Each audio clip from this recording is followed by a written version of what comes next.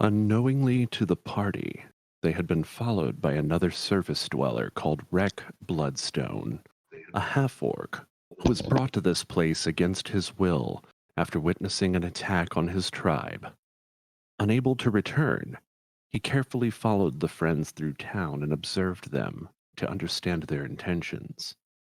Finally, in front of the general store, Wreck decided to make himself known and perhaps enlist their aid in returning to his tribe and hopefully save his friends and family from danger. The party returned to Syken with their new acquaintance. With Syken, a familiar tiefling named Rain who brought crates of armor and disguises. Syken informed the party of one last need before their mission can begin: weapons capable of slaying devils. In the city of Chaxxas Tuss, there is a manufactory that produces such weapons of war. Weapons that are imbued with dark powers. The last step is to procure these weapons so that their campaign, whatever that may be, can begin. Welcome back, everyone, to New Dalancia, our Dungeons & Dragons 5th edition campaign. Going to pick up right in the middle of combat, so here's some appropriate music. You guys remember you were crossing the bridge, and suddenly several of these winged demons landed before you. There seems to be a lot of noise in the environment around you. You start to notice that this noise is starting to really ramp up. Okay, so it looks like we actually left off on Val's turn, so let me go ahead and grab that. So he's going to take a swing at the... Whoop, you know what? I totally forgot to pull up this character sheet, too. All right, he's going to go ahead and take a swing.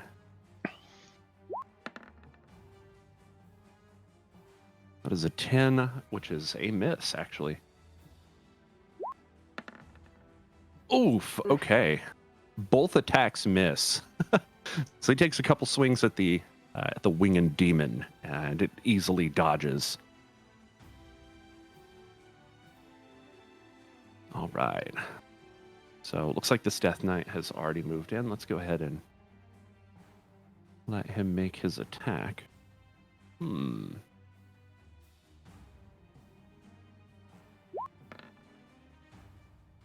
is a 27 and a hit. Woo!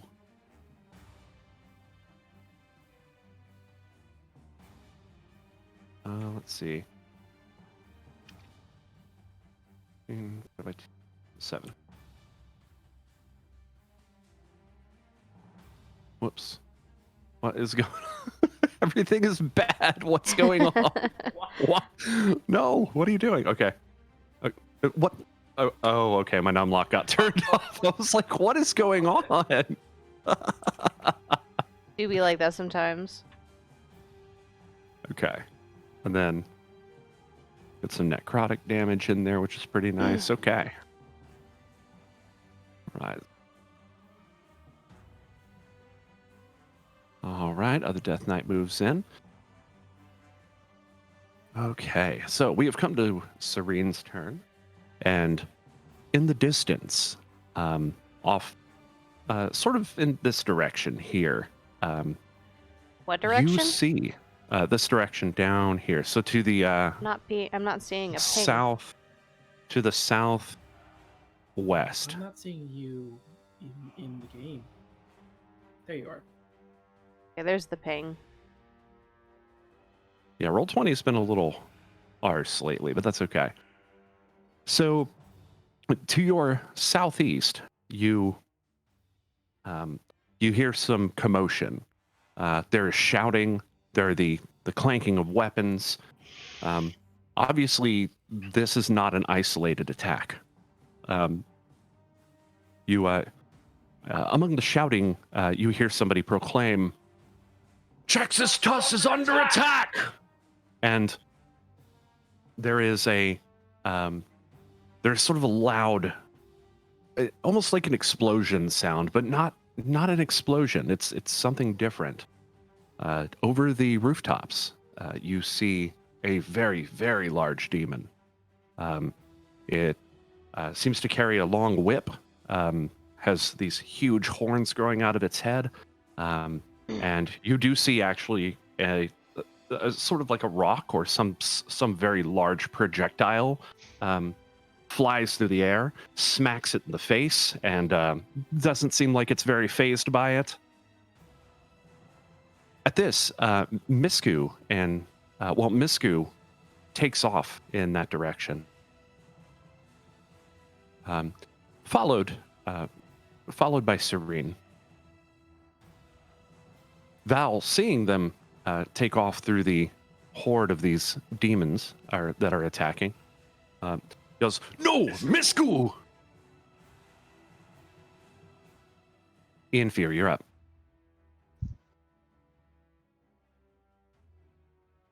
All right. Well,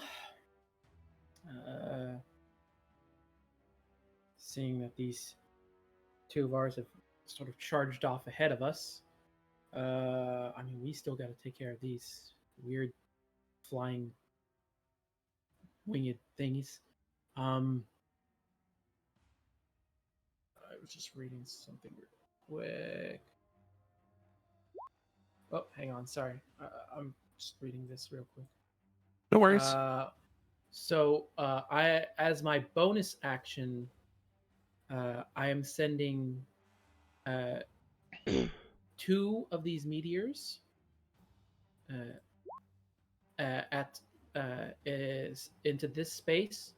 So each creature within a 5-foot space has to make a dexterity save.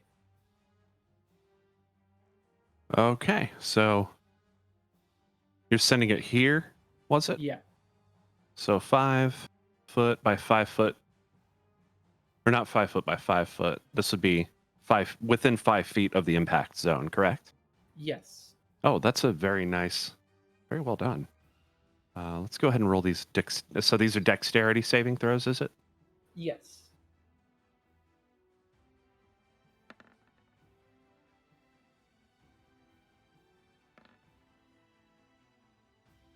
And on all right. saves, they take half damage. This is for the very first one. So we have a pass for half damage. What type of damage is this? Fire. Fire, okay. Let's see. So it would be... Okay, this is actually kind of a bit of math. 2, 1. Okay. Second one, which is also a pass. And we have 12, which is a fail.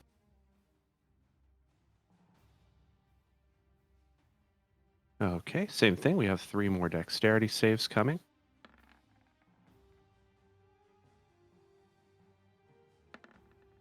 So we got 19, 20, and 12. Jeez, 2 of these seem to be really nimble guys.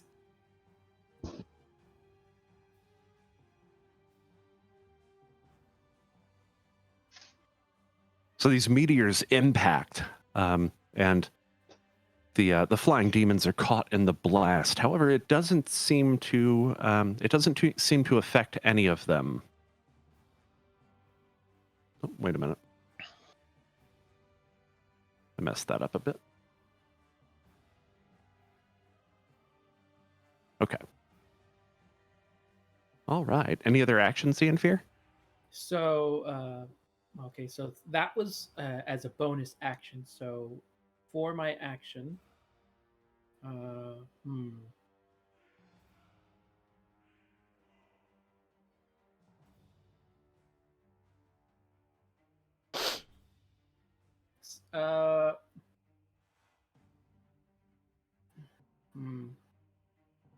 No, I think I'm just gonna hold an action.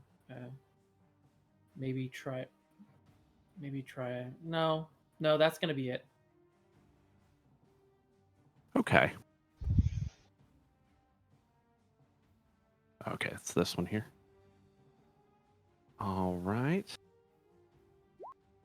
I didn't mean to put that in chat. My bad. Hey, no worries. So he's going to make a beak attack against Val Phelan, which misses, and a talon attack against Val Phelan. That one's a hit, actually. Oof.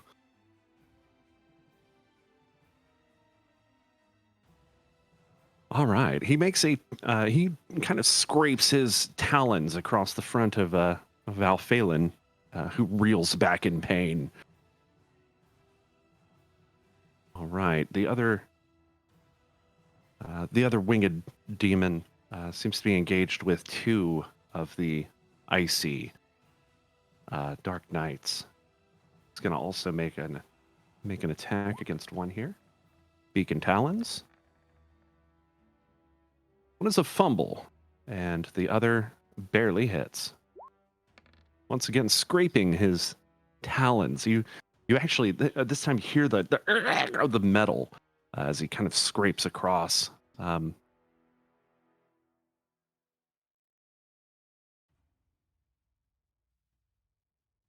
right.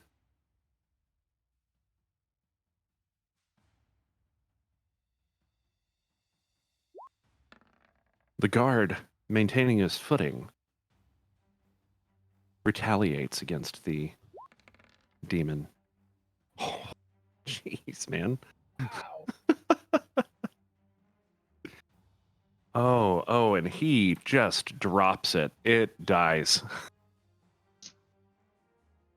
He just hauls back and just cleaves hard directly through the shoulder and into this thing's torso, and it hisses back in pain and hits the ground in this final thud. Tess, you're up. I can't see Val's health very well. Is he okay so far? Like, is he down to like half or what? Val is, Val's above half. So I would say that he is roughed up. Roughed up. Okay, He is so roughed up. this guy right here, can he be classified as like a humanoid looking enemy? Humanoid, yes. Okay.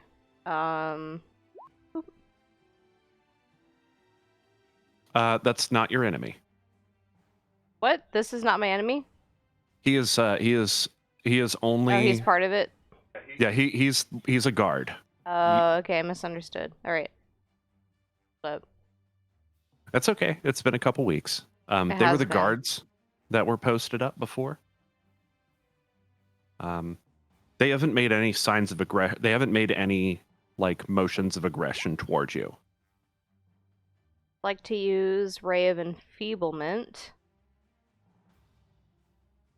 on guy right here in front of Bearman.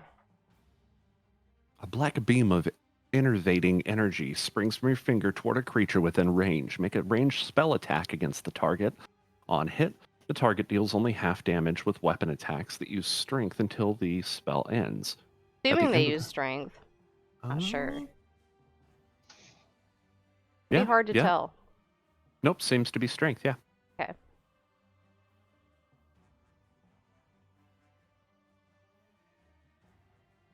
Do I have to roll for the ranged spell attack, though? That is a good question. Can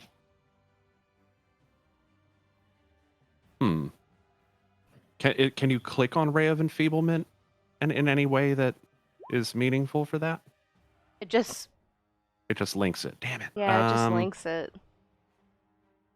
Oh. Okay. Instructions unclear. So I think I don't think it's doing damage though. I fired the black beam. Yeah, but the spell attack though is an important piece. So yours would be a 1d20 plus 5. Is your spell attack bonus. I have to roll 1d20. Yeah, roll 1d20 plus 5. Can I add plus 5 to that? Mm-hmm. Okay. Boom. That is a 22. That is a hit.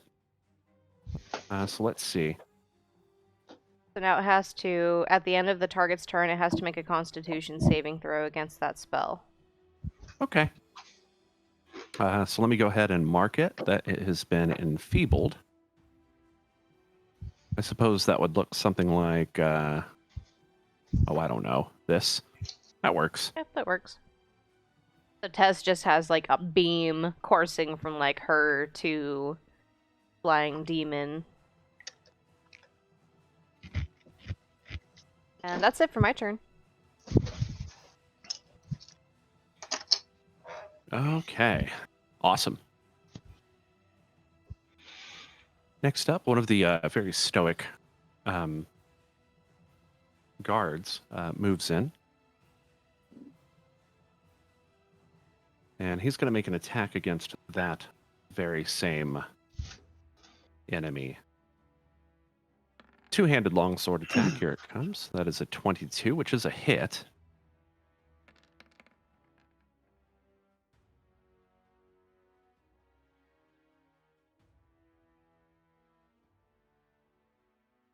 Ooh, that necrotic damage. Break Bloodstone. You're up. All right, so I started raging during the last one came up and started swiping at this first guy. Now that I see that he's been blasted with enfeeblement, I shall continue to swing with both hand axes, getting 3 attacks. So 1, 2, and 3. Does a 15, 14, or 17 hit? All 3 of them do. Okay, so 8 damage for the first attack, 10 damage for the second, and 8 for the third on this guy. Awesome. Yeah, so Rek just takes both hand axes and is just slashing away at him like crazy. 8, and then it's 10. And 8 again. Mm-hmm. All right. As you hack into this demon, it almost feels as though your weapons are not as effective as cleaving through it. However, you still are cleaving into it. It does reel back in pain with a hiss, but remains standing. It appears to be around wounded. You've wounded it. Okay. All right. Did you have any other actions this turn? No, I'm just keeping it in place and keeping it away from the softer people. Awesome. Excuse me. Okay. So use a new.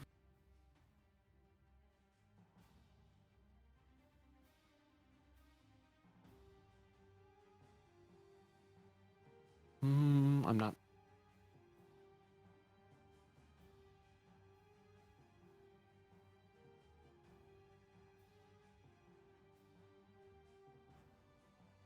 Moment.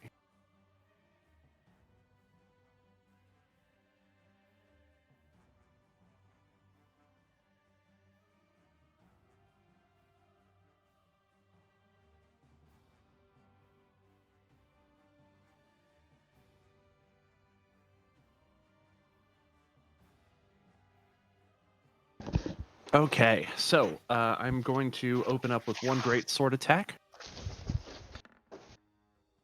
And that is a 22, which is a hit for 12 slashing damage against this rock here. Next, I am going to expend 1 superiority dice. And I will invoke Commander's Strike, with which I will call for Rek to attack. So Rek, go ahead and make an attack, please. Will do. An enemy of your choosing. Okay. Continue on the same guy I was already attacking then. 15 to hit. Let me roll my superiority die.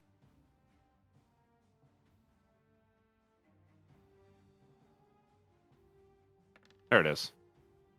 That is a 6.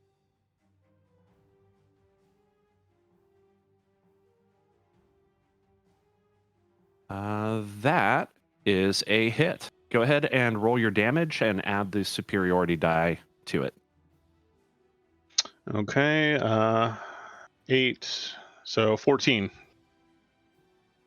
14. Nice. Once again, you cleave deeply into the flying Vrock. Awesome.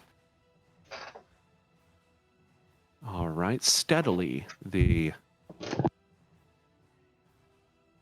icy guards move forward. Let me get one more two-handed attack in on this one. Ouch. That is a fumble. Next one finally moving in. Go. It's another attack. Two-handed. That is a hit. There's no messing with these guys. No messing with these guys. All right. Yes, he cleaves very deeply into it. It reels back in pain. Their hits seem to be quite effective. And as they cleave, you can see sort of the, I guess, the skin and the flesh dying around it. Ian Fear, your move.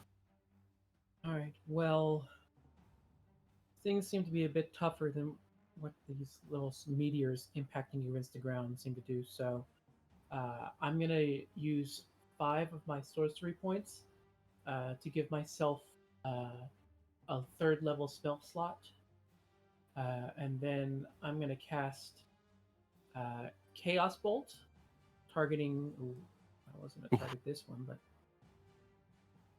Fumble. yeah. And then This is a Chaos Bolt's a level 1. yes. Go ahead and roll on your wild magic table.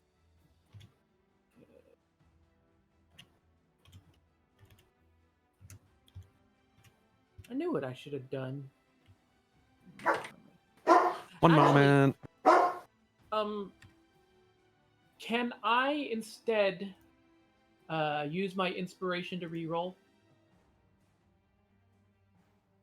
Yes, you can. All right.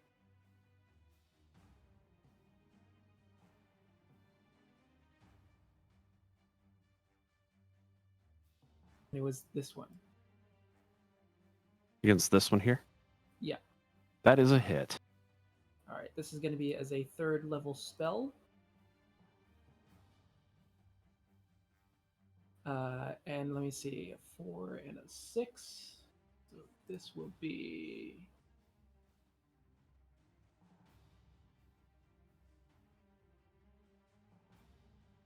So 14. Right. So, but I have to use the D8. One of the D8s is going to be the type of damage. So this is going to be 14 force damage. 14 force damage. You can look here. Oh, actually, no. Sorry, it's 20. 20 force damage. Ooh, that was a super effective hit. That Chaos Bolt just nails this thing square in the chest, and it reels way back. It seems like that really hurt it. Yeah, folks, time to rock this Casbah. It is bloodied. I would say it's seriously wounded.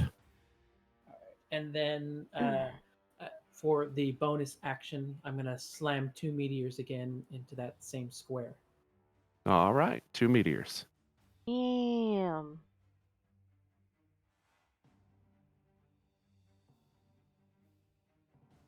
All right, we are on dexterity saves.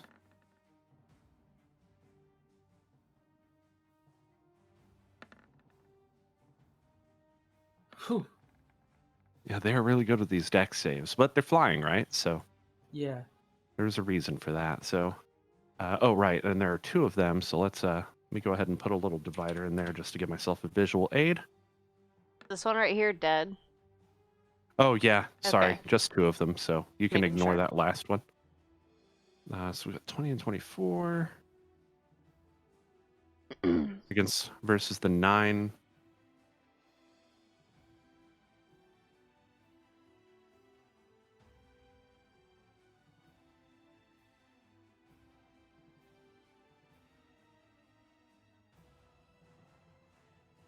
Okay, calculating damage. 1 moment, please. We have 18 and 15.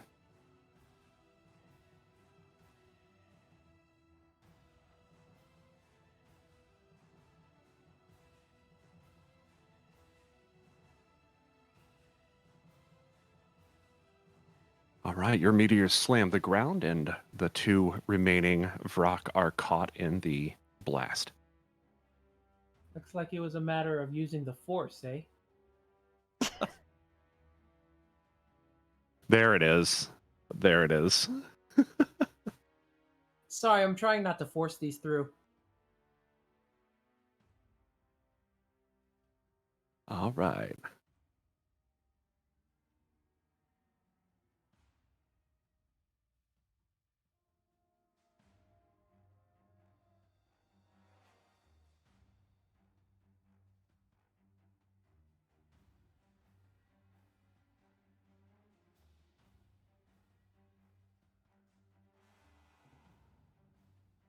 All right.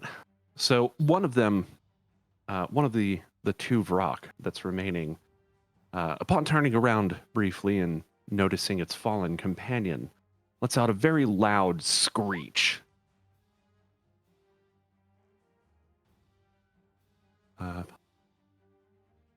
So this is not loud. This will not affect Ian, Fear, and Tess, but Val Phelan, Rek, please make Constitution saving throws.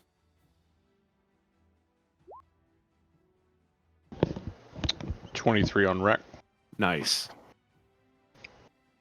And Val, Constitution save.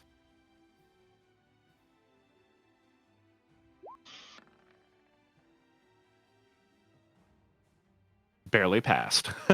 Nice.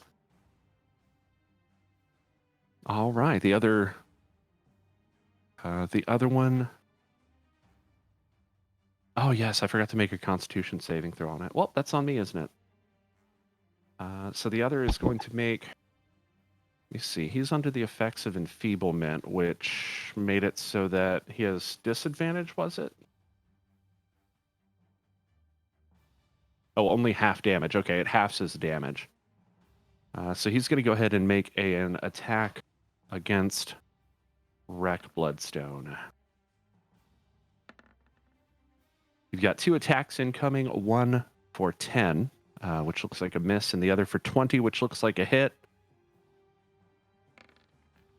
For 12 slashing damage, half of which would be 6 slashing damage incoming. Is that halved because of his enfeeblement? Yes. Okay, it's halved another because I'm enraged. So 3. 3 damage. All right. Nice. So he sort of scrapes his claws across you, and yeah, you kind of just chest that shit. That doesn't bug you at all. Nothing but a thing. Whatever. All right. The other guard moves in with a mighty swing.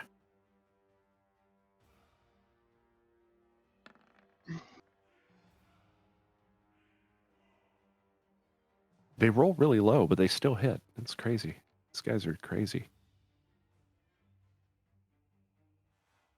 Whoops. Did the wrong one. Haha. It was this one.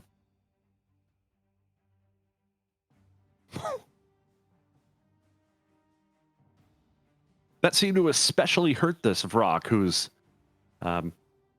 immediately forced into sort of a painful cry. His wounds start to drip with blood. He is at death's door. Looks like he might fall over. Tess, you're up. I think at this point, Tess is still concentrating on Ray of Enfeeblement, because I have to concentrate for up to a minute. Okay. So you continue to concentrate on Ray of Enfeeblement. Oh yes, he didn't roll his Constitution check. Well, that's on me, isn't it?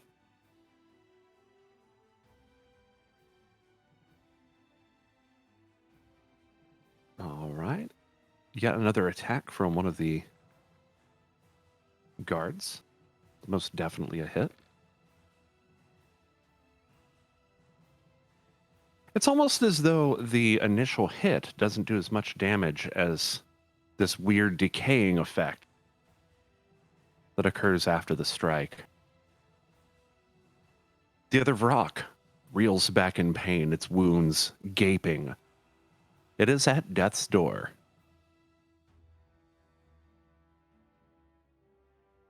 Wreck, you're up. All right.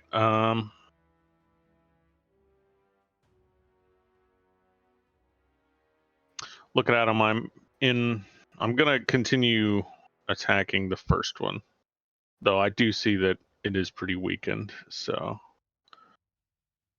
first attack, 19 to hit.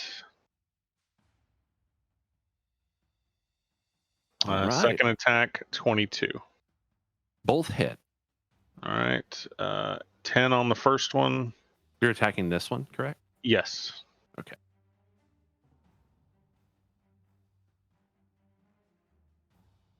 Six on the second. Yes. Once again, you cleave deeply into the Vrock. And it still standing? Still standing. All right. One last one. Crit. Crit. Roll that damage.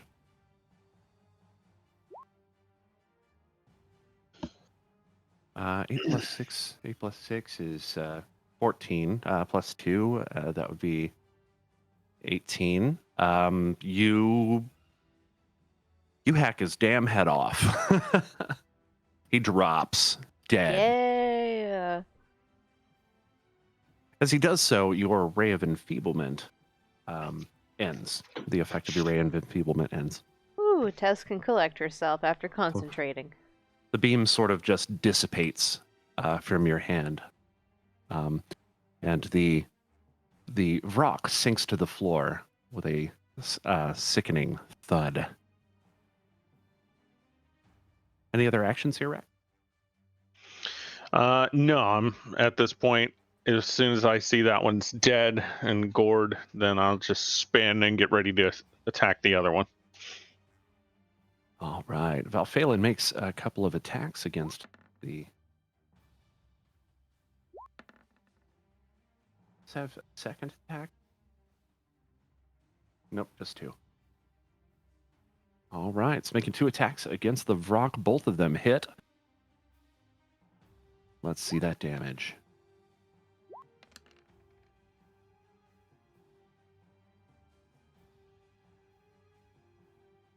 So he hacks twice into this rock. On the first hit, it sinks and drops to one knee, and on the second, he ends its miserable life. And that's combat, guys. All of the Brock slain. The sounds of combat continue on around you. The city seems to be under attack by some sort of by some form. Well, obviously demons, right? You see more rocks kind of flying through the air. They seem to be ignoring you, though. And as combat ends, the remainder of the guards take off toward the very large demon attacking in the distance. They don't seem to move very quickly, though.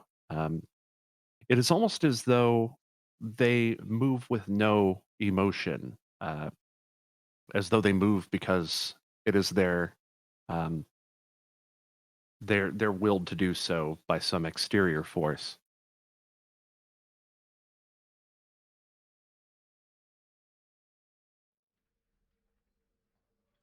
Valphalin, looking up from I guess from his prey, he slings the blood off of this weapon and reattaches it to his back. He looks at you, Rek. He says, "You fight well, my friend." Just had a lot of practice, that's all. While I am concerned with the well-being of Misku and Cyrene, I believe it best that we continue our mission. They have proven their ability to take care of themselves, and I trust that we will all meet back at the hideout afterward.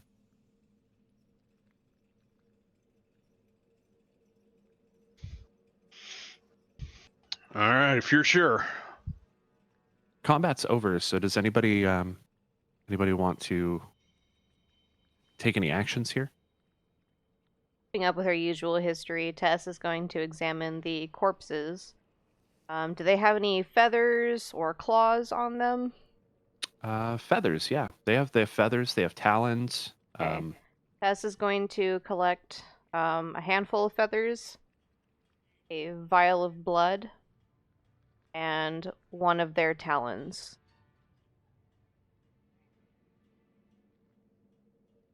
All right. You do exactly that. Are those good eating? Tess smiles at Rek and says, "Silly bear man. Tess likes to study creatures." But in this case, yes, because we all know these are world famous wings.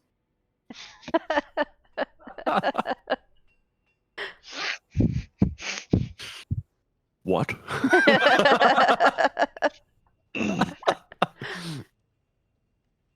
Tess can collect some Wings are muscle great if you would delicacies. prefer us cook with it. Tess can collect flesh. She leaves the offer open. I have rations. I don't think that my system can handle something as dark as this. Suit yourself. And then Tess just kind of tucks all of the supplies away into her bag. Well, if we had more time, but maybe we need to move on. Val sort of moves the helmet on his head, like it's uncomfortable for him. What are these enemies called? Vrocs? Vrock, yes, a VROCK. Okay, so Vrock feathers. Vrock talons.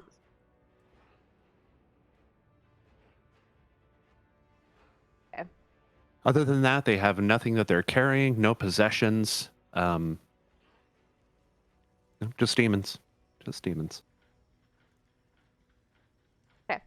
Tess is satisfied with her collection from the battle.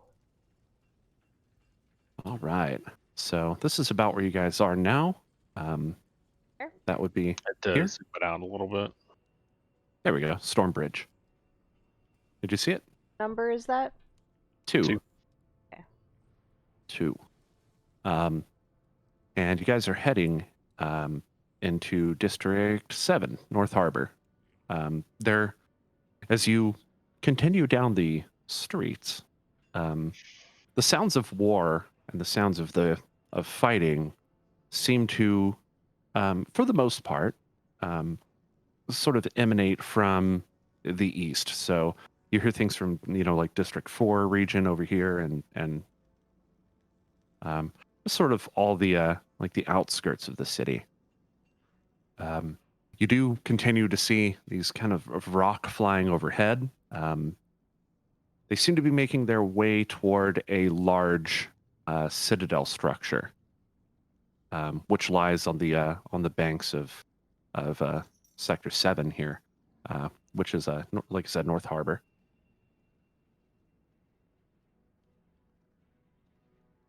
You proceed along, and the sort of the skies around this area start to go very black with smoke. There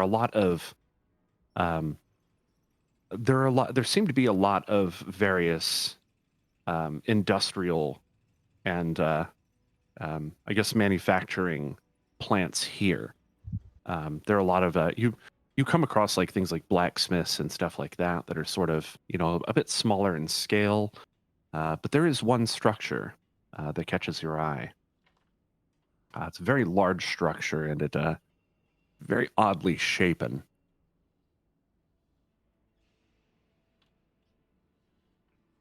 It catches our eye because it's large and misshapen. Larger than most of the other structures here. And also you notice that there's sort of a pool of the lava that has sort of bubbles up from the ground on either side of it and Like a seems to moat? have these almost not like a moat, but it's almost like it was like Like a fountain? handmade. Yeah, like it's intentionally like these pools of lava are just kind of bubbling up from the ground and seem to be flowing into the facility. Interesting.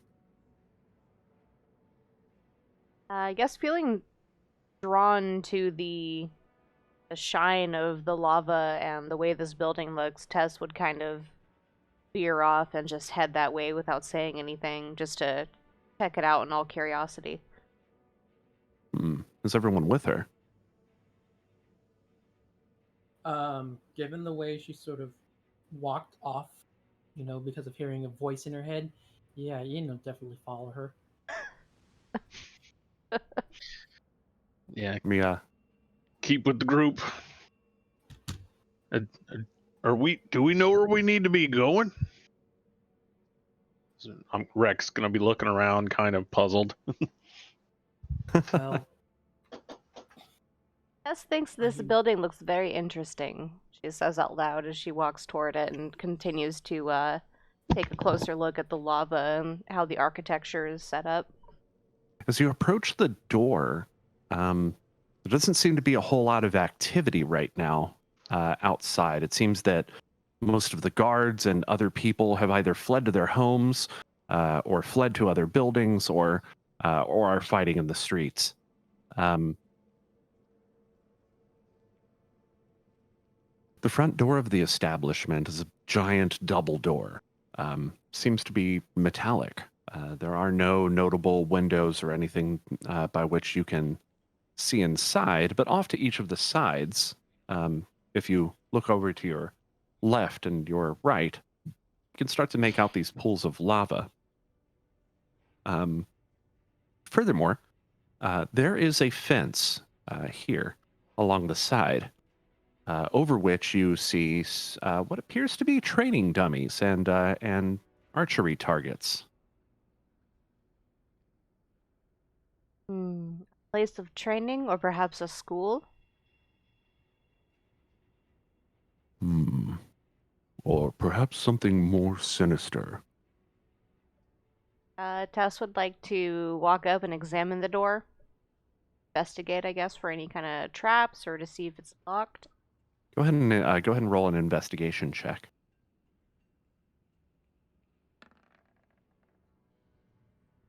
As with your past experiences, you're wary about just simply turning the doorknob, so you start by inspecting the door frame, which doesn't yield any sort of fixture or anything that might denote there being a trap.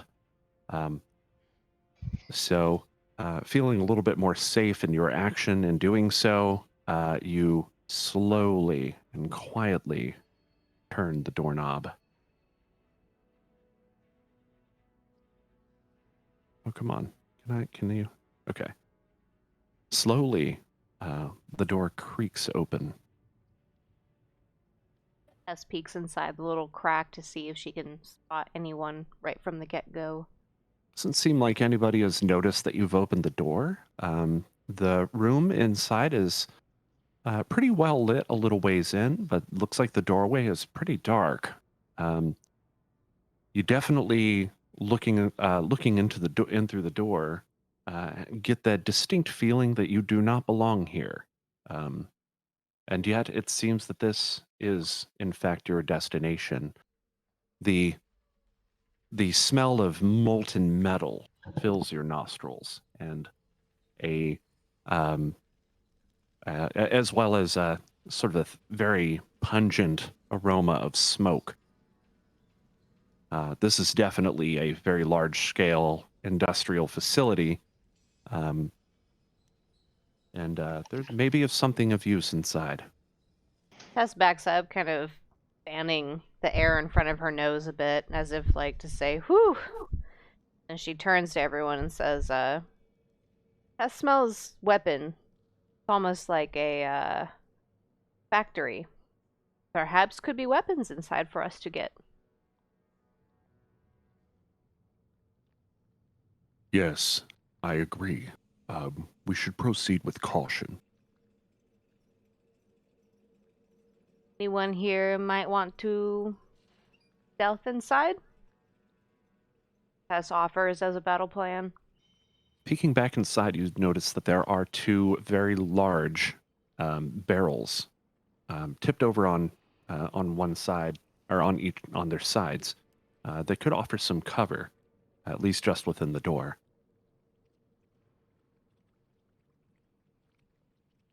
Just a moment. Get my bag real quick here.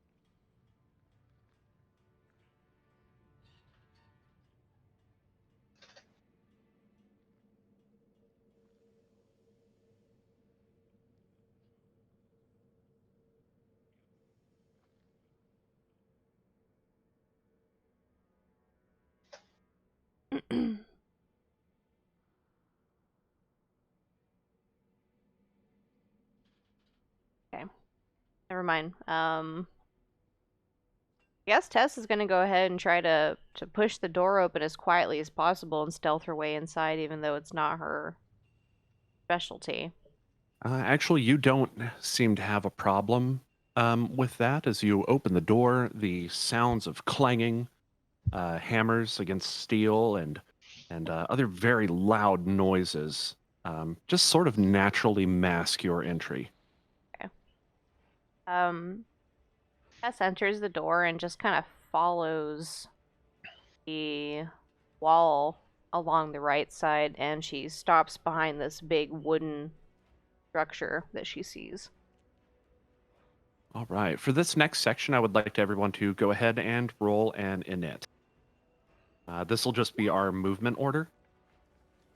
But I it is forgot to this select myself. Hold on. hold on, I don't have the. There we go. Turn Oh, order. there it Actually, goes. it Okay. did populate. It did populate. Okay. Okay. I'm gonna go ahead and roll that. So, Rec, when you roll a knit, if you could click on your character when you roll it, it'll add you to the chart automatically. All right. Automatically, go. huh? Yep, automatically. So we need this in descending order. So Rec, you are up first in this case. So Tess has already moved in.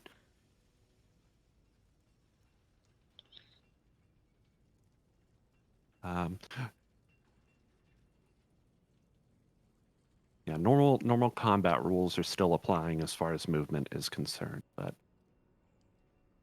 for Okay. right now, the like I said, as you enter, you're immediately met with the smell of molten metal and the and smoke. You hear the hammering of what you believe are maybe blacksmiths or the like. There's quite a lot of it going on, so this is an operation of a large scale. Ugh. Feels like a gore forge out in Goodbur. Tess kind of tilts her head and looks at him. Tess has never been in that area.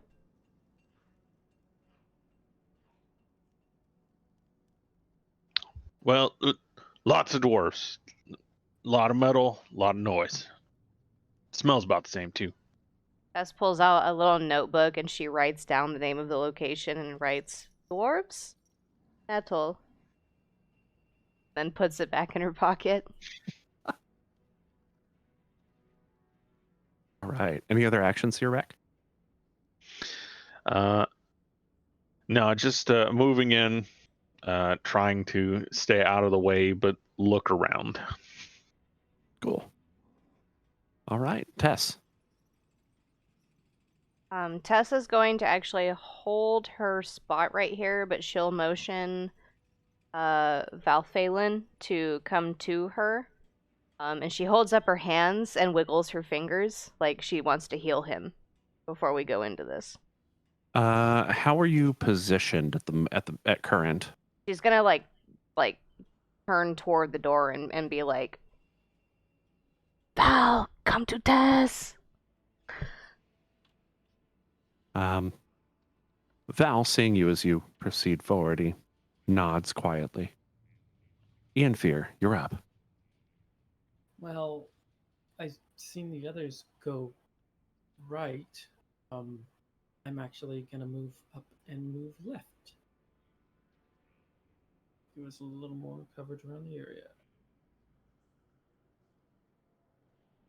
Up to here. Okay.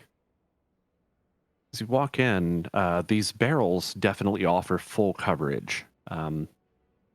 Although, as you move in, you can see parts of what appear to be a humanoid head above the rear of the barrel.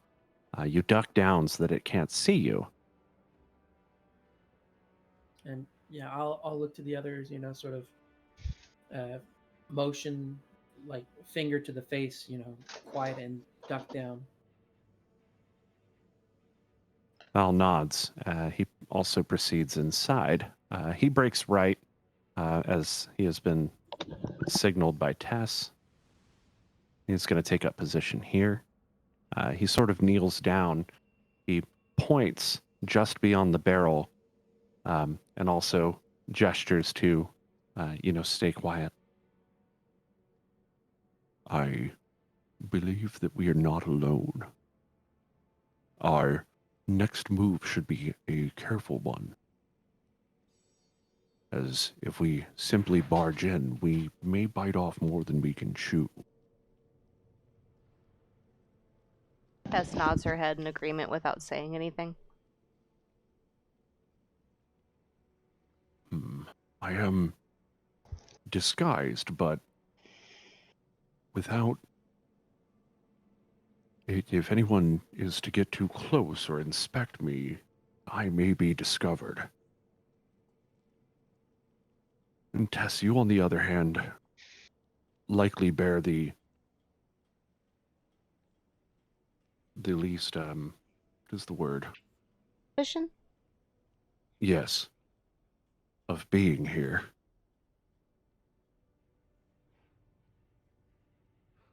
Tess can definitely lead the party, she says, kind of under her voice. A whisper. But what is our reason for being here? Any ideas, Rek? Oh, well, we're supposed to be getting weapons, right? I mean, there's a fight going on. What if we say we need them? Got to resupply. That is a good plan. Place smells of weapons. Tess says, as a whisper. May be able to find some here.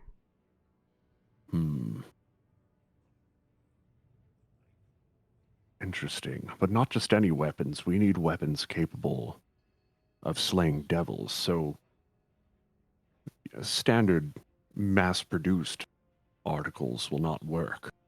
We need something more important. Maybe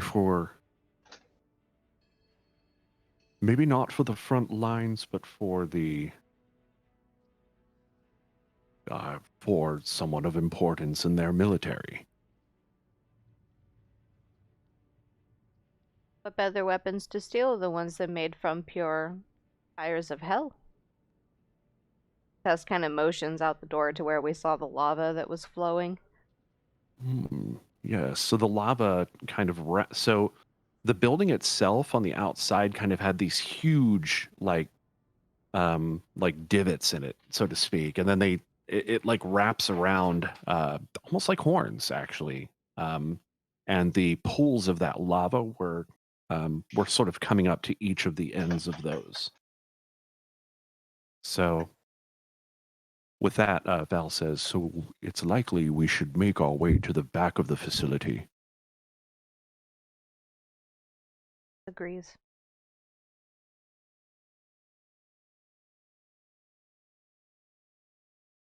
Okay. So I guess the plan is, Tess, you're going to go first. I just want to heal Val before I send Tess on her way. But yeah, that's the plan. She's gonna step out from behind the barrels first. In case anyone's there. Can you link the healing spell you want to use? Yeah. Where is it? Because Val was right next to Tess. He was literally just gonna reach out and boop one of his dragon spikes. Okay. There is a verbal component to this spell. Are you just going to try to keep your voice down, or? Yeah. Okay. Because she was literally just gonna reach out and say, and then touch his spike. All right. Go ahead and roll it. Okay, this is not a higher level spell. We're just gonna do 1d8. Plus your spellcasting ability modifier, which I think is, let me see, for you, that would be wisdom?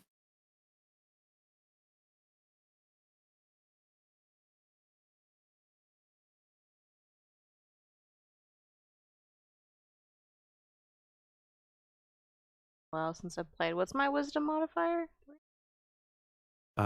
So if you look at your wisdom on the side, bottom 2? number is the stat, top number is the modifier, yes. 2.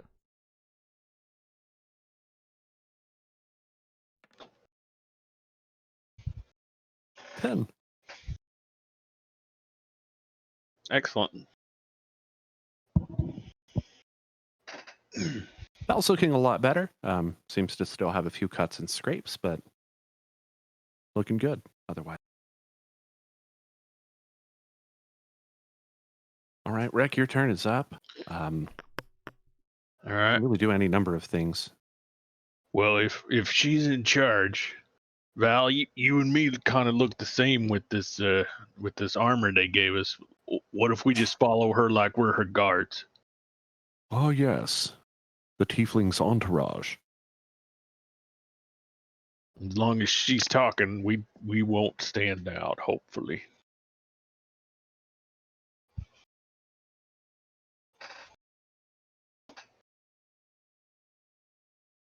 Right. She had to AFK for a second. So I'll just ready to move in and like flank behind her after. Val sort of readjusts the helmet on his head. You can tell that it's giving him some discomfort, and he's starting to have he's starting to have trouble like keeping his tail inside his inside of his cape. Mm-hmm.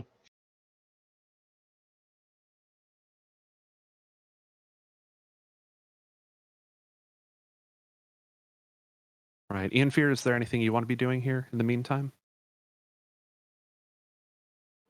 I mean, if she's gonna parade as like, sort of regular army, have we even seen like sort of like regular army officials or folks that she would sort of like have to dress up as?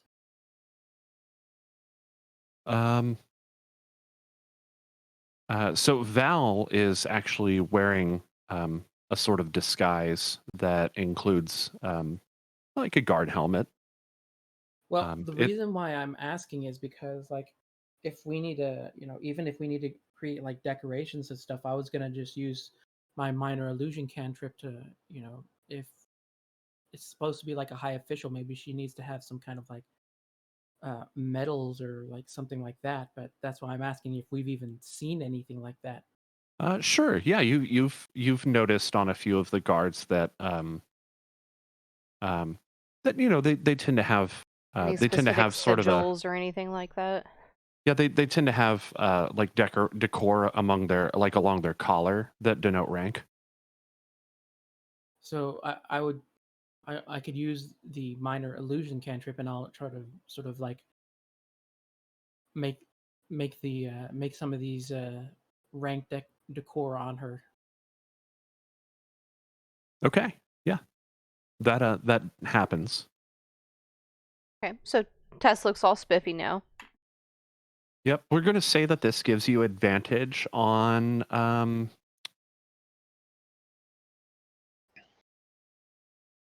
we're going to say that this gives you advantage on, is there a disguise check? Or I think it's just, I'll let you use either deception or performance for that.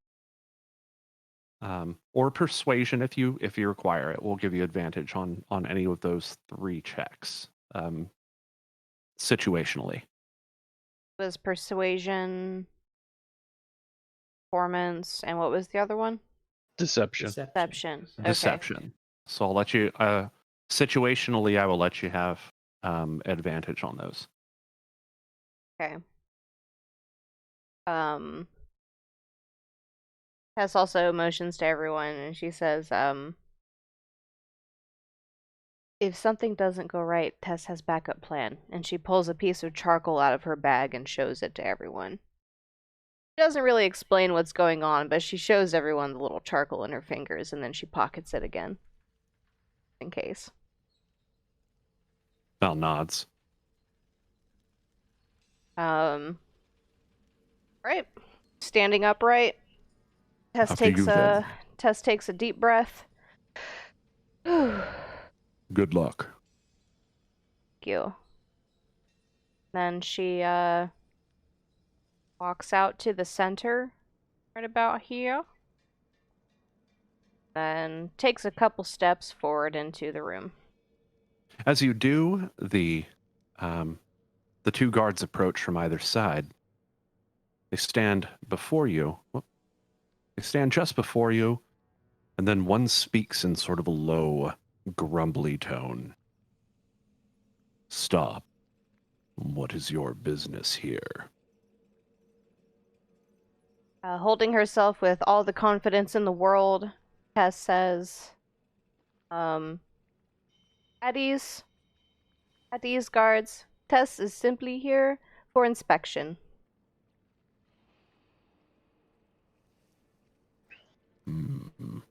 Sort of looks you over. Go ahead and roll Persuasion? either a deception or a performance check. Or, I'll let you roll a persuasion as well. That would be a viable check here. Any one of those checks will work.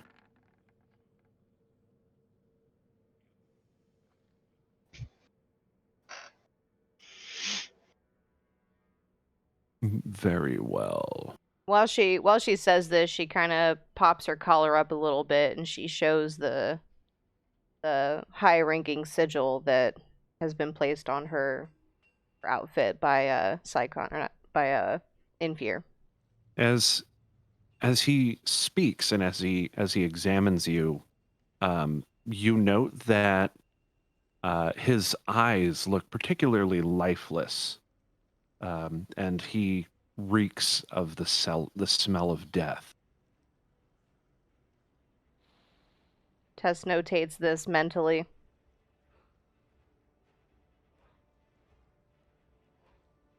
Very well. You may pass. And he and the other guard proceed to return to their stations. Still holding herself confidently, Tess turns to the others and motions them to come with. We are right behind you. Though we should still be wary of being seen by the others. Tess nods her head. So we see this chandelier here. I'm assuming it's hanging from the ceiling. Yes, that is hanging from the ceiling, yes. Okay.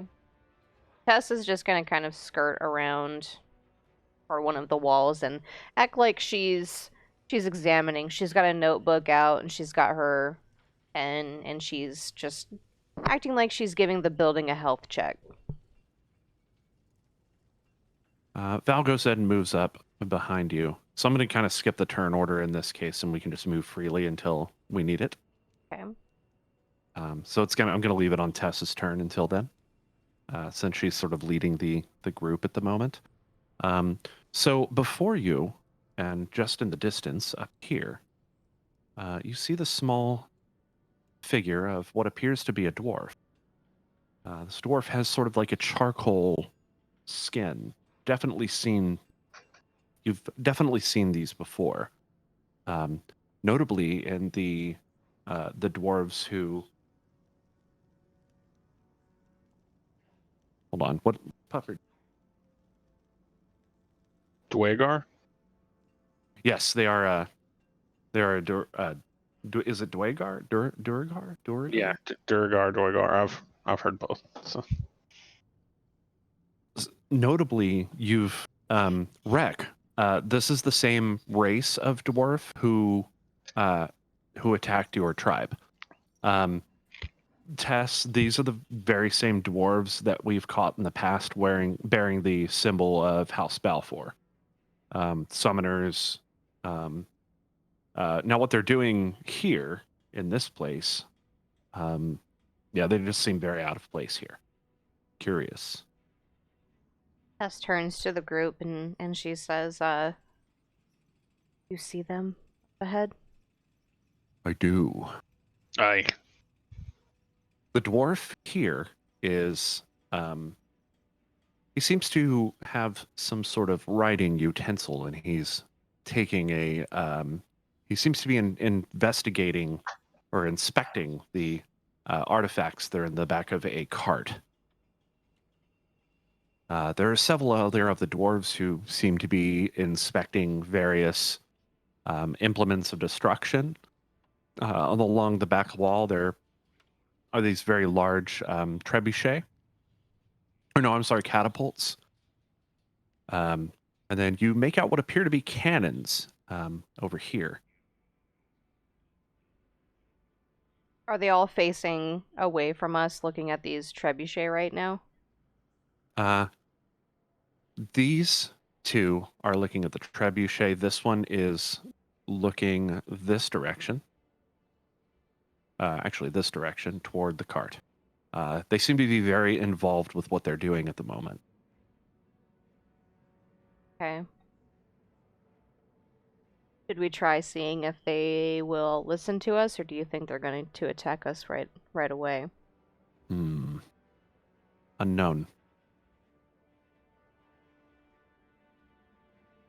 Okay. Staying against the wall, Tess is going to move up a wee bit more. How are you moving? Just walking? She's confidently strolling along, like she's exuding the performance that she's supposed to be there. While Phelan, noting your movements, kind of glances at Rek and shrugs. He's going to go ahead and move up behind. Rek does the same. Just kind of casually. Like we belong here, but not necessarily trying to be noticed. Yes. Yeah, exactly. The dwarf here doesn't even glance up from his from what he's doing. Just seems to continue working. Perhaps he doesn't even notice you. Maybe that's for the best.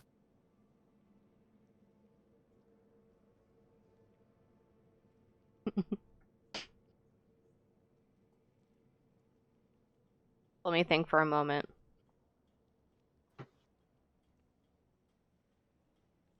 There's another dwarf that you can see over here. This one seems to be inspecting a cannon.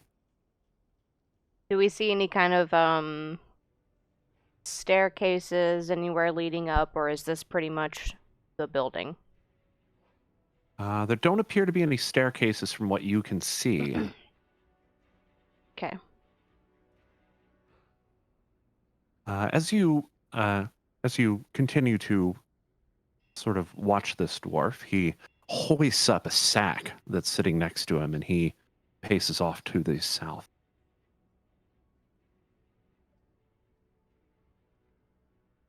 Okay.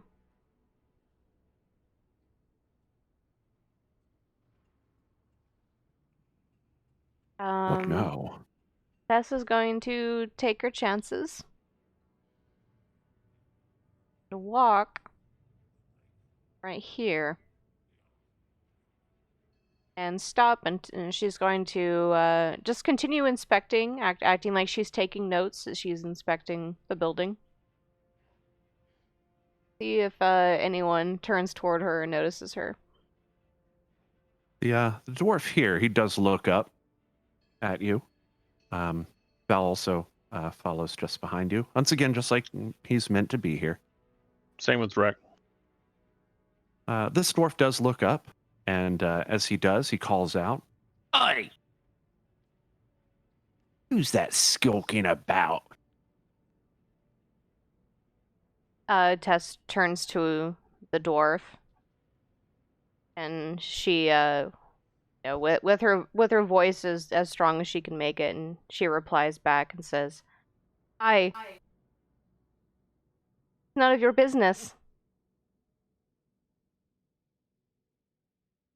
I'd say that it is. The other two dwarves look up from what they're doing as well. How'd you get past the guards? Tess steps forward, staring down the dwarf. Or looking down at the dwarf because she's taller. And she says, "Perhaps you haven't heard of Tess before." She motions to herself, and she motions to the whole entire building, and she says, "About Tess. You do not belong here."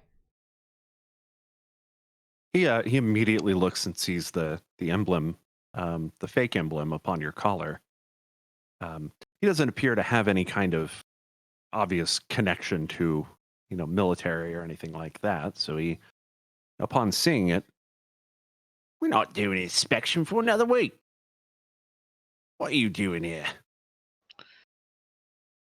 Rec will pipe in dwarfish and be like, "Yeah, it's best to just let her do her thing so she's not in your business any longer than she has to be." Tess kind of smirks and nods her head toward Rhett. He also speaks Dwarvish. Rhett, go ahead and roll. I'll let you roll a deception or a. Nope, deception. That's a deception or a performance. How about that? Either way, it's not gonna go well. But the accent's down.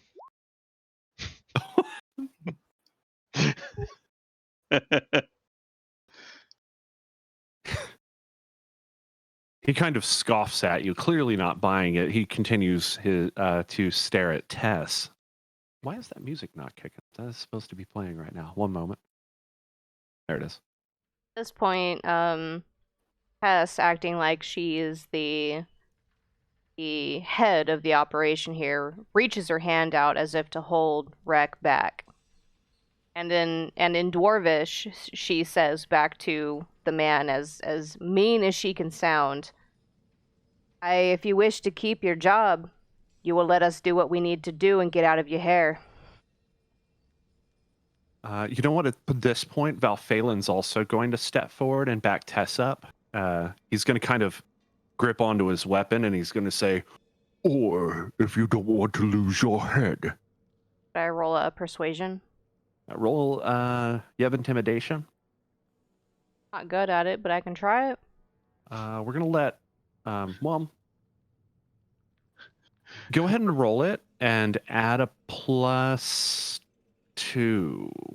Intimidation. Intimidation, yeah, because she's got her friends behind her. Mhm. Yep, that's correct. So am I You're getting an rolling assist. advantage for this? Nope.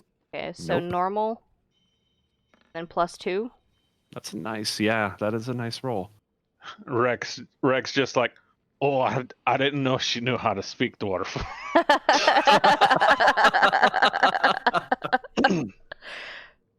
Tess just holds herself up straight, and like Rek and Valor, I'd imagine quite a bit taller, so she's just like really holding her ground, plus these two standing behind her ready to throw hands. Val, Val kind of puffs his chest out. He kind of you notice that his neck sort of twitches a little bit. It looks like the helmet is becoming uncomfortable again. But as he does, this dwarf sort of backs off from his gaze. Well, do whatever you need to do, and then leave this place. Inspections, and he kind of trods off. He continues on past the cart. Seems his business there is done, and him and the other two sort of walk off to the west. Okay. At this point, Tess turns to Rek, Val, and Ianfir, and she smiles and gives a little thumbs up, and then motions that she will be heading in the easterly direction where we saw that other dwarf take off earlier. Taking notes. The Val just kind of like huffs.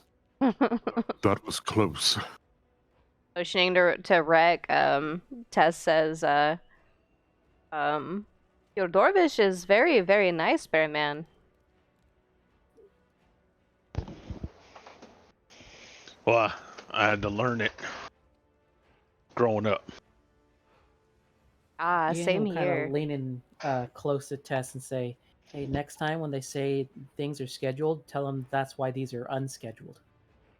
Oh, good idea, Ianfir. Thank you.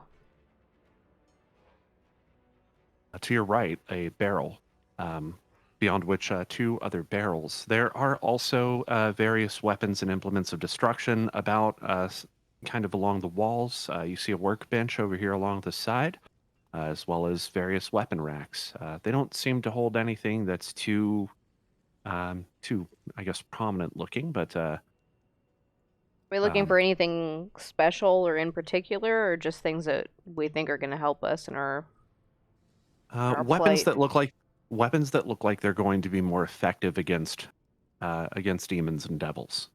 Okay, so nothing that we can see in this current area seems to say that. Yeah, everything here looks pretty standard issue.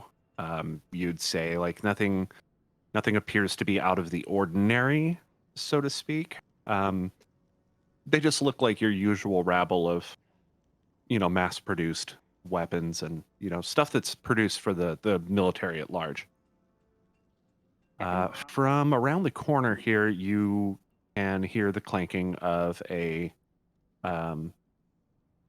hammer. You can also hear similar clanking coming from from your north.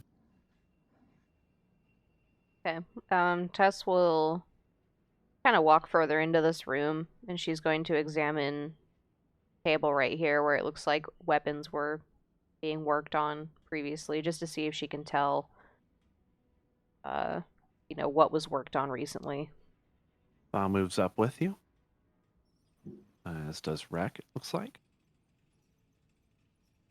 So all of these weapons, like I said, appear to be sort of the same quality. Not too much attention paid, but the blades are sharp. They do look like effective weapons. They're not defective in any way, but they look to be pretty standard. She kind of shrugs, looking at the table, and says under her breath, "Oh, it doesn't look like anything that would help us."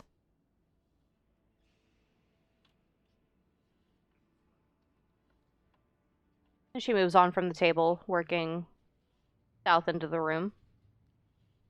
As you do, you notice a few more of the Duragar, as well as another of the guards.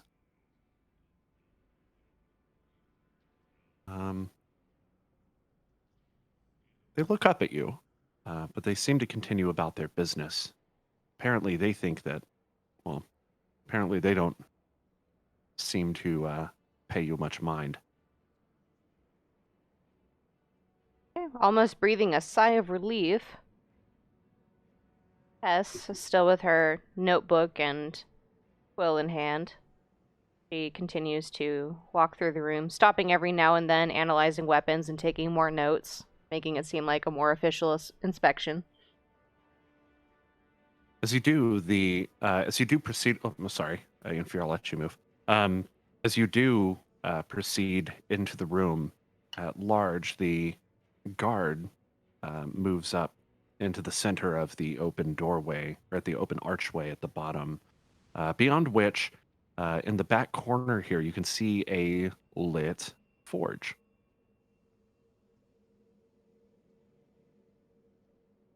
And this guard seems to be the same kind of like enslaved undead thrall as earlier. Yes.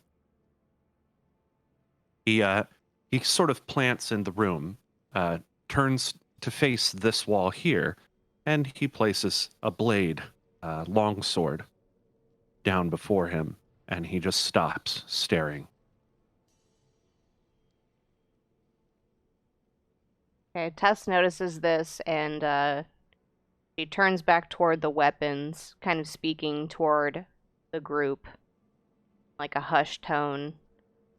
She says, Tess thinks the guard up ahead may be keeping something safe.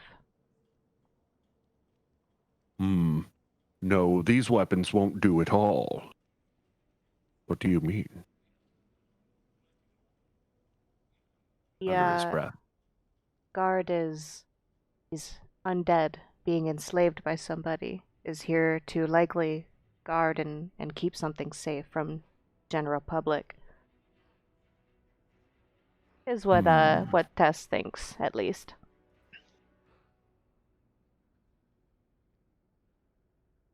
You believe we should make our way into the room beyond him? Tess nods her head, taking notes and saying out loud, Tess thinks we could work more on sharpness of blades.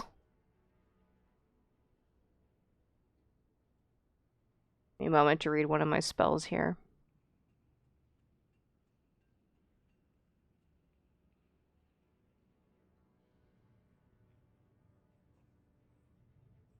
One of the dwarves, one of the two Durgar,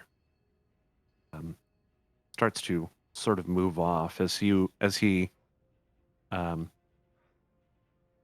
approaches. He sort of starts to lock his gaze on Ianfear here, who is of smaller frame than the rest.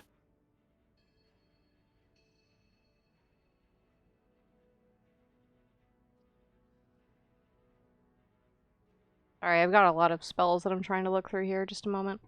Take your time.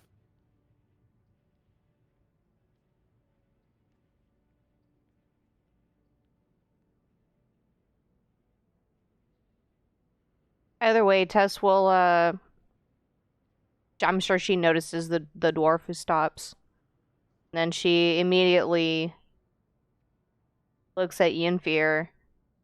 She says, what are you doing, servant? I told you to look at the other weapons. Like, as mean as she can, acting like she's taking control of, like, Ianfear, like he's with her.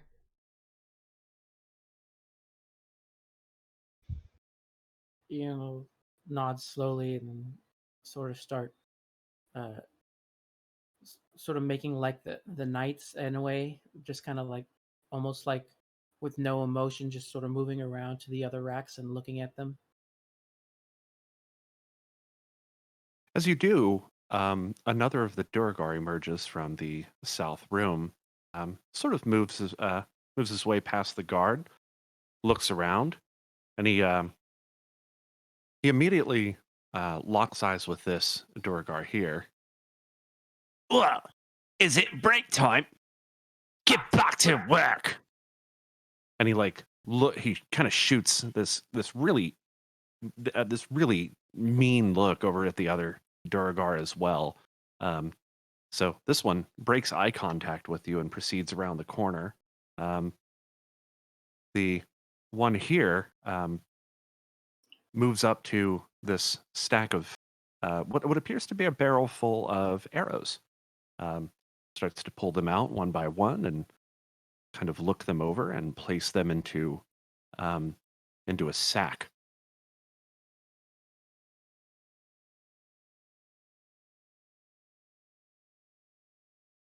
So he's putting the arrows into a sack? That's right. Okay. Right, so knowing that these three, at least in this room, ultimately are alone, don't have any spells that can take over anyone who's already undead. So we're going to have a problem with the guard unless we can convince the guard that we're good to pass. If we can't convince the guard, then we're probably going to have a fight on our hands with these three. The Duragar here locks eyes with you. He sort of moves in slightly, notices the emblem upon your collar, and he says, Does everything appear to your liking? I'm still holding her head high. Tess turns, because she was previously facing the weapons, turns to the Duragar, looking down at him, and she says, hard to say, we have not seen the entire building yet. And she kind of looks toward the room that the undead is guarding. so he says, These weapons are for the front lines. If you want command weapons, they're around the corner. he kind of gestures vaguely. You look smart. Sure you can find your way. And at that, he just kind of flips around, not really, just kind of flips around and proceeds back into the room where he was past the guard. After a few moments, you start to hear the clang, clang, clang of the hammer once again, followed by the of exactly the sounds that of blacksmithing, right? So frontline weapons, that sounds like something we would be looking for that would be kind of strong. In What- other words, sort of like foot soldier weapons. Yeah. Yes, were we looking for weapons for like backline or just like a good collection of weapons to bring for everyone? So in specific, Syken sent you all to find weapons that were effective against, or that were more effective against demons and the like than what you're carrying. The weapons that you have inspected so far all seem to be of lesser make than what you're currently carrying. Yeah, that is to say, your weapons are at least in some way magical. These weapons are just sort of normal, kind of off the shelf, sort of mass produced. Like, we're going to give these to our guards and stuff like the military that are like foot soldiers and things like that. Your normal military rep. Okay, but we would still want to make our way into this room to see what's available, especially because that dude just tried to shoo us off in a different direction. Okay. At least that's what I'm imagining. So I guess Seems like we need to get in that door and look at them weapons there. Tess nods her head and she says under her breath, Tess will do what she can. Then she turns around, still acting like she's inspecting the room. She'll make her way around this way. And then right in front of the guard that is standing in our path.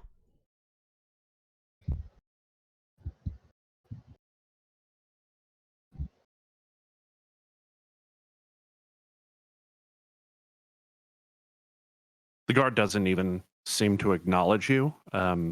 As you move forward, he doesn't even appear to move. He continues to stare blankly, almost as if to look directly through you. Okay. Another mouth and it can't be undead. Okay. Staring directly at this undead thrall, she will say, move aside. Uh,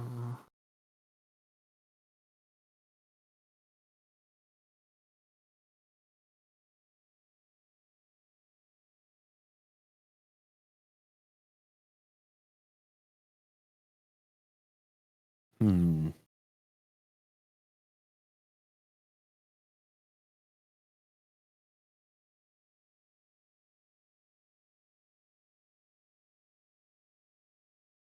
He moves to one side.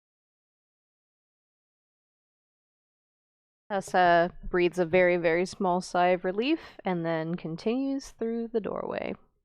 Beyond the door, the Durgar that had just stepped out is now sitting in front of this anvil, hammering away at what looks to be a spearhead.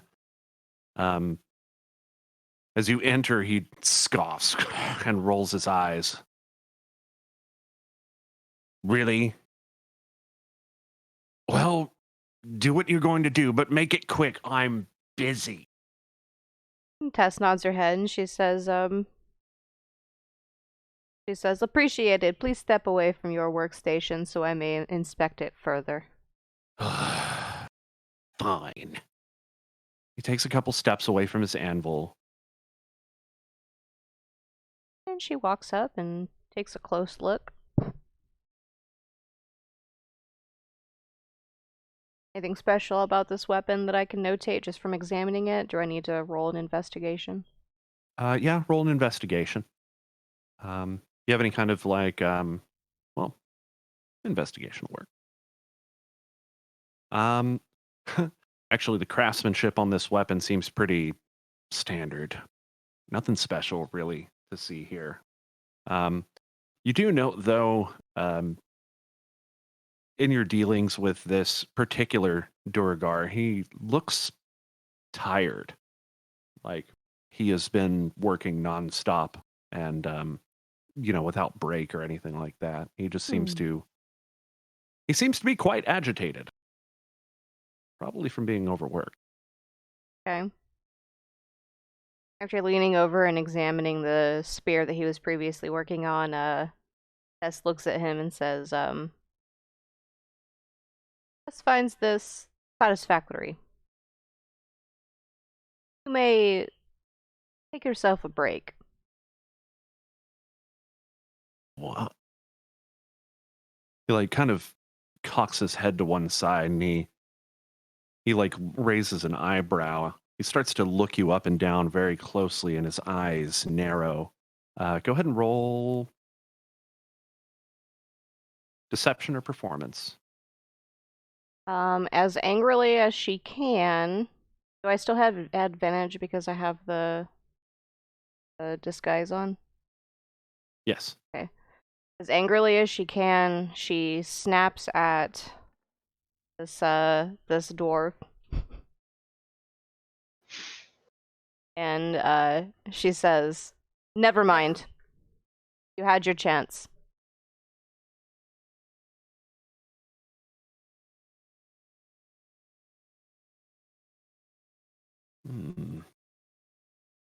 He kind of ponders for a moment. You quickly turn away from him, sort of break his... She pulls out her notebook and she immediately starts jotting down notes. She says, do you have a name or designation? As if he's in trouble. He sort of thinks about it for a moment.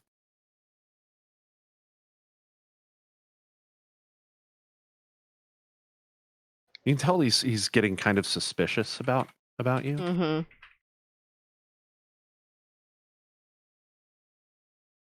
One moment.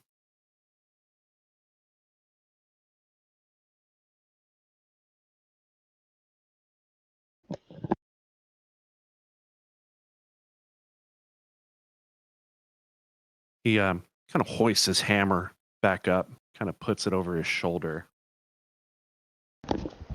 And he says, Gostock, is there anything else? Gostock? Kostock Gostock. is what he says. And he says, is there anything else? And he's at this point, he's kind of side-eyeing you. Turning back to him and in Dwarvish, Tess says,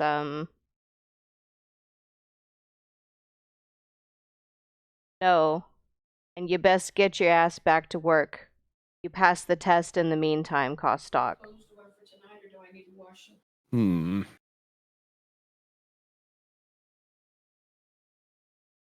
Well, he proceeds to go back to his anvil, still sort of watching you out of the corner of his eye. Tess jots down some more notes, and then she heads back toward the exit of the room.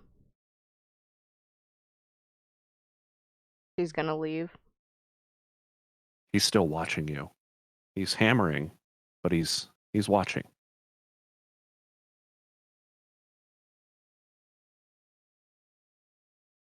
Okay, and she turns back to him. Does she catch him, like, staring? Yeah, he's staring. Okay. In Dwarvish, she'll yell, I said back to work, 100% concentration. He just continues hammering. Okay, we'll go ahead and leave the room. After everyone's out, Tess wants to turn to the undead guard and say, guard this place. Let no one out or in. The guard just steps back into the center, places his blade upon the ground, doesn't say anything, and continues that icy stare. Continue further into the room just to get some privacy, and then she'll turn around to everyone and shrug her shoulders. Seems we have more, searching to do. That was close. She sighs. Tell Tess about it.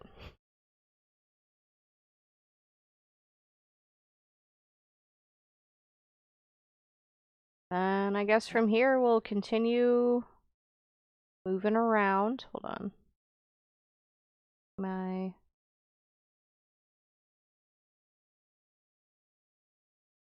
Tess moves up further and continues to take a kind of a close look around the room. She'll be heading toward what appears to be a hallway opening up here at the top. Okay. Balphalin moves up as well. So, once again, as you approach the corner, the sounds of hammering get quite a bit louder. Okay, continuing to move through the room, she'll stop at what appears to be just another trebuchet or catapult, and she'll stop and take notes on that to keep up her appearance of being an inspector. So, what you've actually approached is another weapon rack, and once again, weapons don't appear to be of any kind of notable quality. And still, the sound of hammering, the sound of blacksmithing from around the corner. Okay. Tess continues to move through here, the hallway, and she'll stop just Okay. short of entering this big room here. Just gonna stop and listen. All right. So from here, you see another one of these Duragar. He's quite a bit more built than the others that you have just encountered. Also, his anvil is very, very large. There is the largest forge that you have ever seen sprawling across the back wall, and it is glowing with a heat that is unnatural. Again, you see a rack of weapons along the wall, as well as two of the two smaller catapults that look like they've been stored here. Okay, so we see weapons in this rack right here. 2 catapults. He's here at this anvil working on a fresh weapon. So he's at the anvil working on a fresh weapon. His hammer, as it strikes this thing, is just almost this mechanical nature about it. About his rhythm. Like he's obviously a lot more practiced than the other.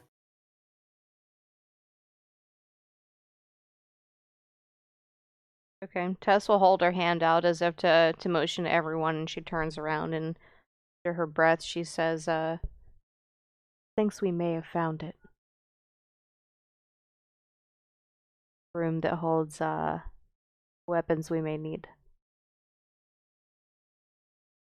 Hmm. How can you tell? Look at this guy. And she kind of motions to this little built dwarf dude who is like hammering away, and he just looks a lot more thick or built than the other dwarves. Val kind of steps forward and peers around the corner. And yeah, this dwarf is definitely like very stocky, very muscle bound. Whoever else is looking around the corner, he sort of swings his hammer with like this effortless demeanor, I guess is the term. Like it seems effortless for him to be swinging this hammer that looks very, very heavy. He thick. He thick. Thick boy. She turns to everyone again, and she's kind of not sure how to proceed. She shrugs her shoulders and she says, Tess thinks if we get into combat, we may have a harder time getting out of here.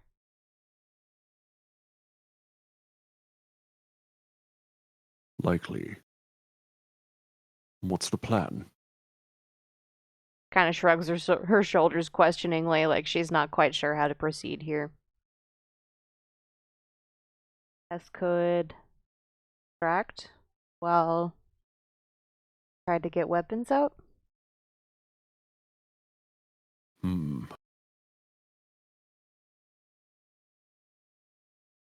Perhaps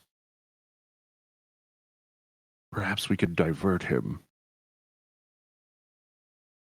The city is under attack outside. You think he's aware of the attack, that we could say, need these weapons? Hmm.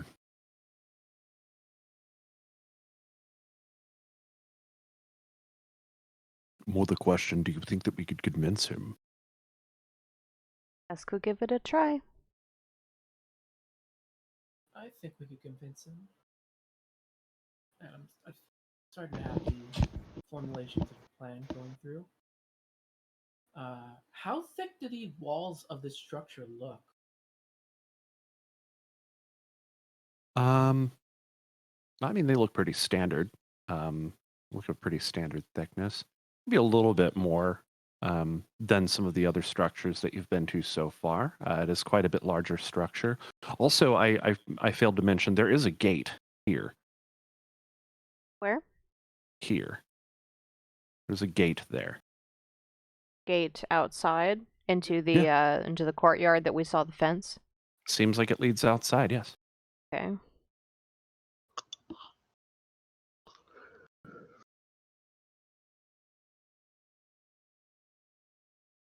Does the gate seem like we could push it up? Does it seem like it's locked from the outside? I don't know. It just looks shut to you. Well, Tess will walk up and examine it and see if it's locked. You sort of lift against the gate, and it seems to give. Well, she shrugs and says, this could be our way out. We're ready. We'll give it a try. She waits for everyone to signal her that ready to try and convince this guy that we need to take these weapons. I'll follow your lead. Right behind you. So, I think I've got an idea together. What is it, Ian Fear? So, Tess, Tess, you're going to actually have to rush in and be harried when you do this.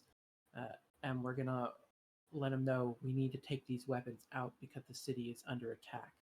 As he does so, I'm going to use my minor illusion to create the sounds of combat outside.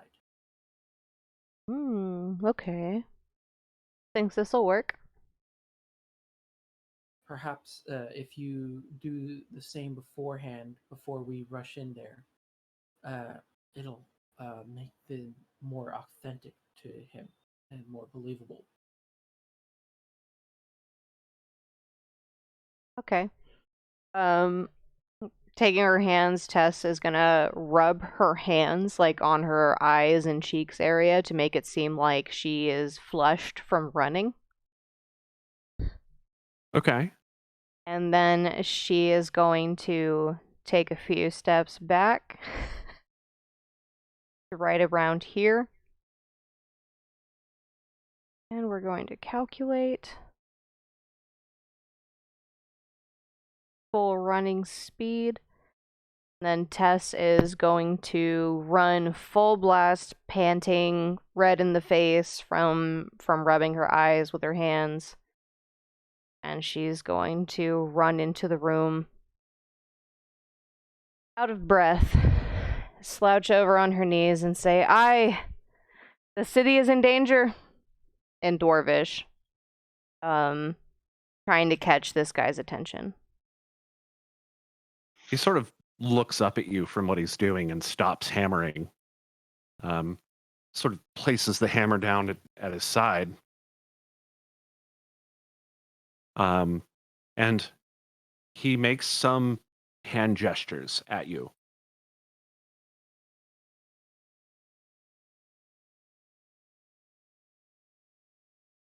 Oh shit, we didn't account for a deaf dwarf. Tess is going to, she's going to like wave her hands in the air because she doesn't know anything, but with her mouth like as enunciated as possible, she's going to say, "We are under attack. This whole building will fall," and she like motions like the ceiling is going to collapse on us, and now would be a good time for Ian Fear. In response to this, he rolls his eyes. He opens his mouth and points, and you can see that his tongue has been cut he's out. mute. He's mute.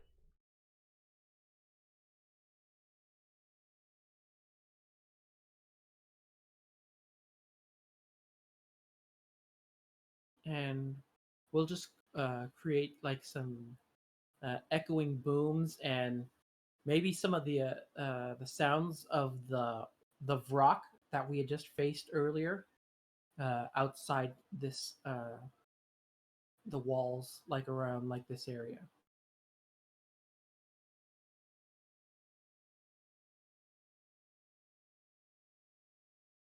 All right. He sort of comes away from what he's doing, and he kind of takes off around the corner here. Seems like now's your chance. Okay. All right, let's load up. All right. Tess goes over to the weapons area and just starts collecting what she can. There are various implements here, different kinds of weapons. There's actually a couple of suits of armor here. All of them look to be of very, very fine quality. Along with these catapults here. Yeah, all different kinds of weapons along the wall. Valphalin himself picks up a shield, picks up a long sword. I was gonna say, does it look like there might be a better fitting helmet for him? Yeah, he also does. He also does like remove his helmet and very quickly places another one that seems to have a much better fit. He also kind of starts eyeing this suit of plate mail that's also laying on the laying across the floor. Starts to pick up the pieces of that and place them into his bag hastily. Is there anything around us like long flat sheets of iron or like a barrel or something that we can collect some of these weapons in and try to get them out of the building? We can even create like a sled out of even something like a piece of wood or something that's like hanging around the floor. Could do that. There seems to be a bag here. Okay. There's movement behind you. Yeah. We might Okay. hurry this guy up, guys. A piece of charcoal that Tess brought up earlier. Yeah. Just a moment. Where is it? Coal. rather.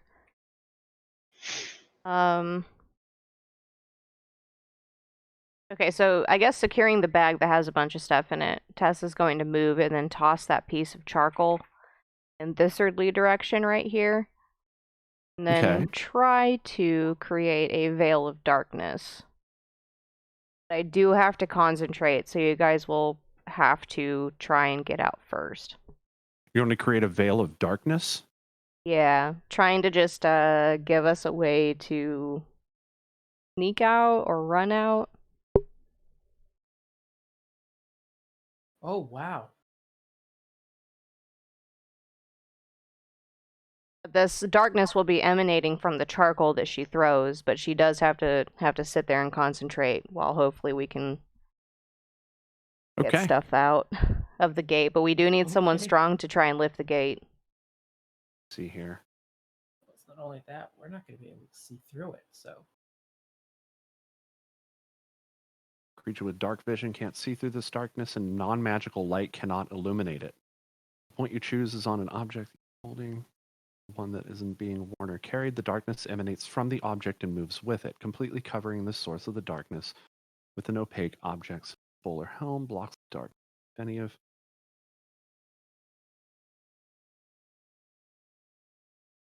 okay. So we'll say. So you're throwing it where here? Throwing it, yeah, in like this earthly direction. Go ahead and roll a. Go ahead and roll a dexterity check, and this will be for your aim.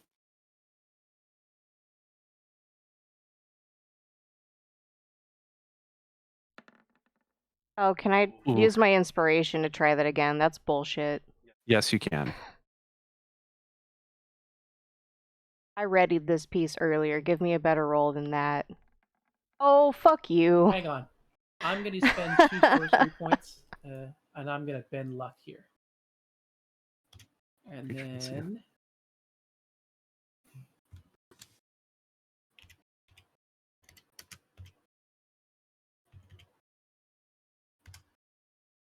And add 2 to that. It's okay. So the charcoal actually I mean, sort of it's a reflects. 15-foot radius, so no matter where it lands, it should still give us a good area. Yeah, I this isn't like a thing where you're like trying to aim it into a. I mean, it sort of is a thing where you're trying to aim it into a certain point, but it's not that hard to throw a piece of charcoal. So what I'm going to say happens is when you toss it, it sort of reflects off the wall here, and it slides somewhere in this area. It does enshroud the entire thing in darkness. Okay. So you see this entire area here just completely go black. I'm not really sure how I'm supposed to I signify think it would that. be so it would be a 15-foot radius. If you can see my arrow, it would be starting like here, and it would go all the way around. I would imagine. Yeah. Got Except it would go out a little bit further. A little bit further. Yeah, one more block. Yeah. That. Yeah, so that's about where it landed too. And we all saw the gate earlier, so we have kind of an understanding on where it's going to be. But we're Yeah, also might need running to- out of time. So Valphalin kind of scoops that armor that he was looking at into his bag. If anybody wants to take anything, I'll give you an opportunity to do that right now. Tess has to concentrate, so the bag of like weapons and armor that she has, someone else is going to have to try and take that so she can concentrate to let y'all through the gate first, and then she'll try to follow. Valphalin scoops up just a couple more pieces of equipment. Yeah, I guess I'll pick up Two over Tess's here. bag. I'm not really carrying anything. I can carry just about whatever we need to take. I have aspect of the beast, so I can double my maximum carry. Nice. So Bear man. I'll just take whatever sacks, and we'll just throw as much as we can possibly fit into them, and I'll just hoof it.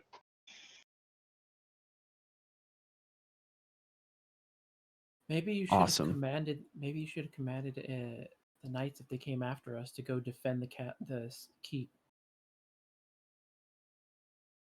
Yeah.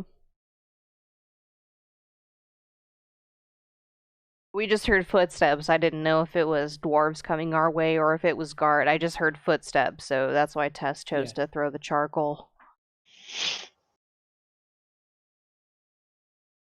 Val, Val says, "I've as much as I can carry." Wreck. Are you just grabbing anything, or do you have anything that you're trying after in specific? Um, There's a lot of stuff here. I'm just as as much as we can easily cram into the sacks. Try to make it as a wide assortment as possible, so we instead of grabbing 6 long swords, make like a long sword, a warhammer, a spear.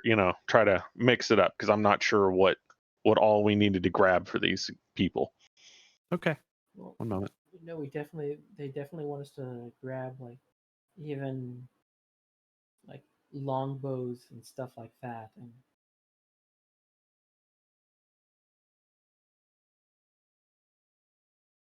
Uh, I'm like, yeah, longbow, quivers, arrows, whatever.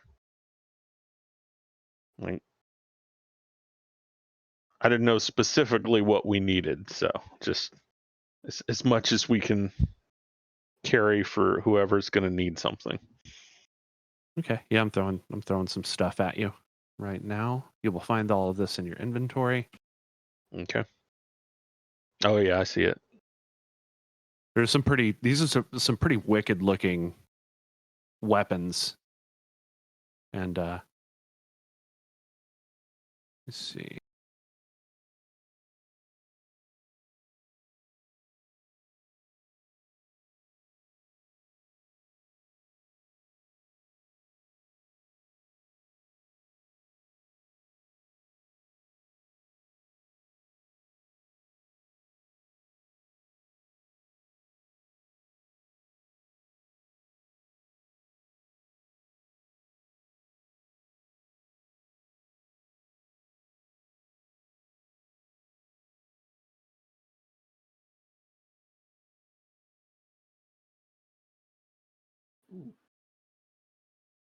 You quickly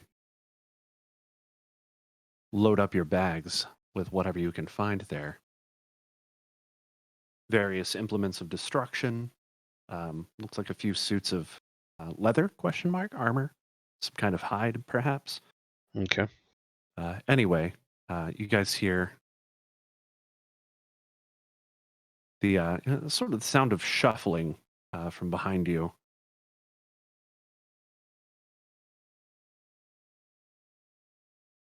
All right, moving in turn order. And Tess, you are currently concentrating.